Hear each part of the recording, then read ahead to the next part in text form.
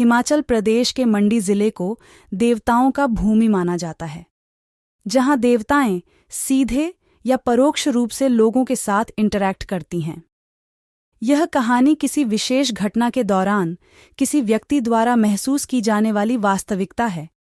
सुरक्षा कारणों के लिए व्यक्ति का नाम बदला गया है और घटनाएं उन व्यक्तियों द्वारा अनुभवित की गई घटनाओं के करीब से हैं। 19 साल के दोलू के जीवन में एक अजीब घटना घटी जब एक दिन वह अपने बिस्तर पर सोते हुए थे। अचानक उसका शरीर तेजी से कांपने लगा और उसकी चेतना गुम हो गई। अनजाने में उसके अज्ञान के समय वह कांपते हुए और बिना किसी आवाज के अपने घर से बाहर एक नदी की ओर तेजी से दौड़ने लगा। उसकी रफ्तार इतनी अद्भुत थी कि वह झाड़ियों और पेड़ों को छलांग लगाते हुए दौड़ रहा था। इस दौड़ में कोई भी उसे देखने वाला नहीं था, लेकिन इसे अपने अंदर की भारीता का आभास हो रहा था। नदी के किनारे पहुंचते ही दोलू की आंखों के सामने एक अजीब सी रोशनी छाई थी। उसने एक अत्यंत अजीब प्राणी को देखा जो उसके सामने प्रकट हुआ।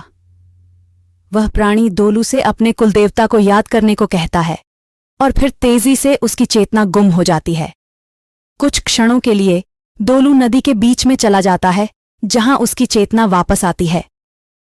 वह हैरान होकर सोचता है, मैं यहां क्या कर रहा हूं? तभी एक भयंकर प्राणी उसके सामने प्रकट होता है जो उससे अपने कुलदेवता को याद करने को कहता है।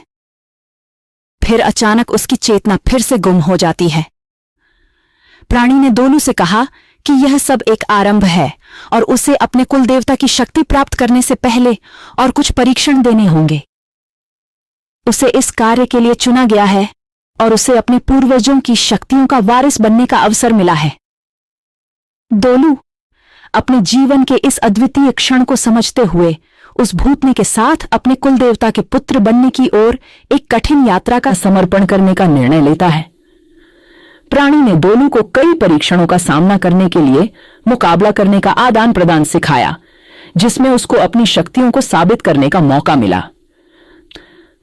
प्रत्येक परीक्षण ने दोलू को और भी मजबूत बनाया और उसकी आत्मविश्वास में वृद्धि हुई। इस यात्रा में दोलू ने अपने आत्मा की गहरे सत्ताओं से मिलकर विश्व के अनदेखे और अज्ञात स्थानों को भ्रमण किया। प्रत्येक कदम पर उसे नए ज्ञान का सामर्थ्य हासिल होता था और उसका सामर्थ्य और भी बढ़ता जा रहा था। सुबह को जब दोलू नींद से जागा तो उसने महसूस किया कि वह अपनी बिस्तर पर है, लेकिन सब कुछ भीगा हुआ था। उसने हैरान होकर महसूस किया कि जो सब कुछ उसने महसूस किया था वह सच्चाई थी।